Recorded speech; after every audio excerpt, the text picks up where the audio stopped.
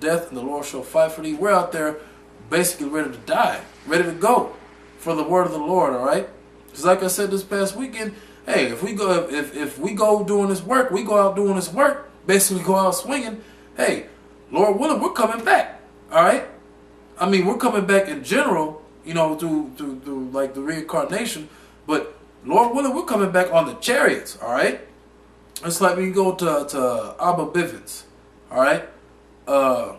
Yahweh, Masha, which are elders of our elders, all right? They're coming back on them chariots, all right? They got to be coming back on them chariots because those were great men, all right? Great men in the nation of Israel, okay? So they're on the way back. And if we go out doing this work, we're going to be on the way back right along with them, all right? So now let's go back to 2nd Ezra. This is, I'm reading verse 23 again, 2nd Ezra 6 and 23. And the trumpet shall give a sound which when every man heareth, they shall be suddenly afraid. At that time shall friends fight against one another like enemies, and the earth shall stand in fear with those that dwell therein. The springs of the fountain shall stand still, and in 3 hours they shall not run. So hey, brother against brother, man against man, kingdom against kingdom, country against country. It's like it. Oh shit. Isaiah 19 says that I'll divide the Egyptians against the Egyptians. Hey, so all that's coming, all right, and it's gonna come to a climax. It's gonna come to a period in time to where there's nothing but chaos in the streets of America, all right. Isaiah 47, which is, you know, grown to become one of my favorite chapters. All that's coming to pass, all right, and it's coming here to America. You people here in America swear up and down that everything is gonna be all right here in America, despite everything that's going on around the world. All right, that's not the case. All right. Excuse me. 2nd Ezra 6 and 25. Whosoever remaineth from all these that I have told thee shall escape and see my salvation and the end of your world. The end of whose world? The nation of Edom and all the other nations, all right? And the men that are received shall see it, who have not tasted death from their birth, and the heart of the inhabitants shall be changed and turned into another meaning. Now, what is it? Says that those who have not tasted death from their birth, all right? Because they're going to be men that ain't going to see death, all right? Let's get that in Matthew real quick. See if I can find it.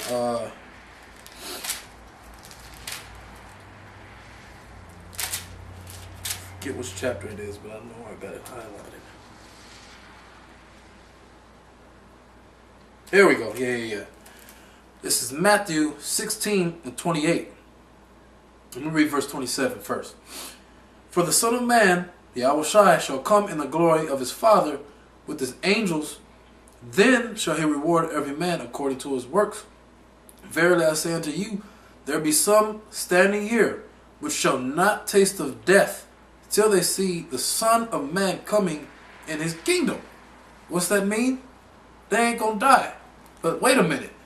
He was talking to the disciples back then. They all died. All right, the last one being John on the island of Patmos. So wait a minute. Was the Lord lying? No. He's talking about in the reincarnation. Okay? Why? Let's go to Matthew 19. Matthew 19.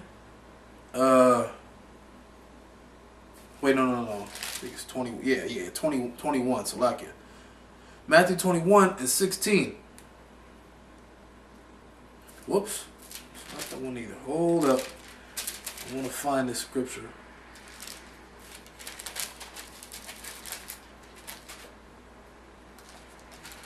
Let me find it real quick.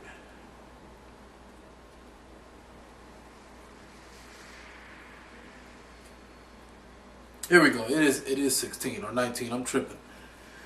Matthew 19 and 27. Then Peter answered and said unto him, Behold, we have forsaken all and followed thee. What shall we have therefore? And Yahushua said unto them, Verily I say unto you, that ye which have followed me, and the regeneration or the reincarnation, all right, it's the same word, it's the same meaning, all right. When the Son of Man shall sit in the throne of his glory, he shall also sit upon 12 thrones, judging the 12 tribes of the nation of Israel, all right. So those disciples all died back then, all right. But this time around, in that same generation, which is back again today, those men are going to be saved, all right. Scripture says, there shall none of you a hair on your head, neither the evil shall touch not a hair on your head, loosely paraphrasing, all right. Those men that were back then, those disciples, they done went through pretty much all of history and been killed and been martyrs for the word of the Lord. Well, this time, them same men are going to be saved. We're going to get our reward, all right. Lord, I said Lord willing, we're all in that number, all right. All the brother elders, all the camps, you know, myself, all the brothers, Lord willing, we all make it up out of here, and we're all in that lot, okay? So now, back in 2 Ezra 6 and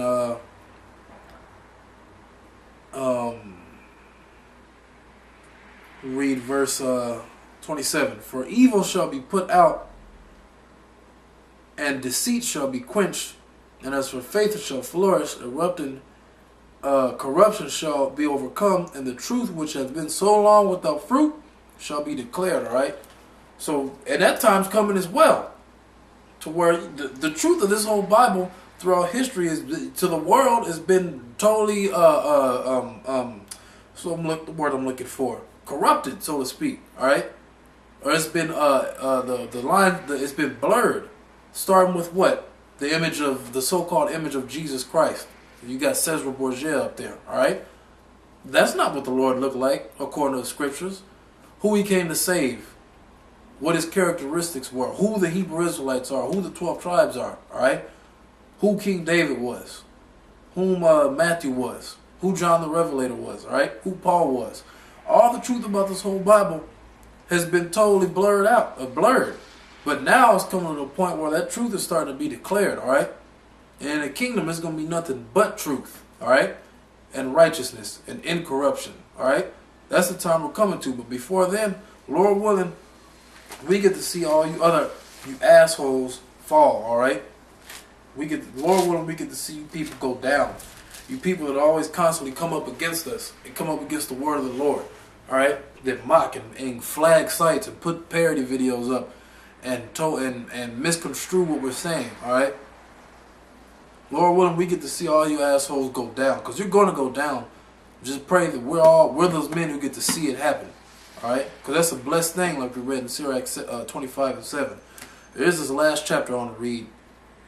This is Psalms 91 and 1. He that dwelleth in the secret place of the Most High shall abide under the shadow of the Almighty. What's the secret place? It's this word right here, all right? The Bible, all right? It's also known as the sanctuary, like Asaph said in Psalm 73, all right? Which is how he knew the end of the world as we know it, the end of the Edomites, all right? That's what gave him comfort, all right? Verse 2, I will say of the Lord, he is my refuge and my fortress and my power, in whom I will trust. Surely he will deliver me from the snare of the fowler and from the noisome pestilence.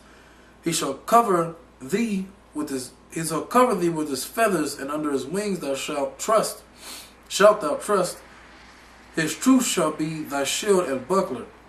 Thou shalt not be afraid of the terror by night, nor of the arrow that flieth by day, nor for the pestilence that walketh in darkness, nor of the destruction that wasteth at noonday. 1,000 shall fall at thy side, and 10,000 shall fall at thy right hand, but it will not come nigh thee. Only with thine eyes thou shalt behold and see the reward of the wicked, all right? So the times that we're coming into, because we've been given the truth about this word, all right, and the knowledge, with the knowledge of all the prophecies, like Isaiah 33 and 6 says, and wisdom and knowledge shall be the stability of the times, all right? So the Lord's elect, the Lord's servants out there doing the highways and the byways are going to be all right in that time, all right?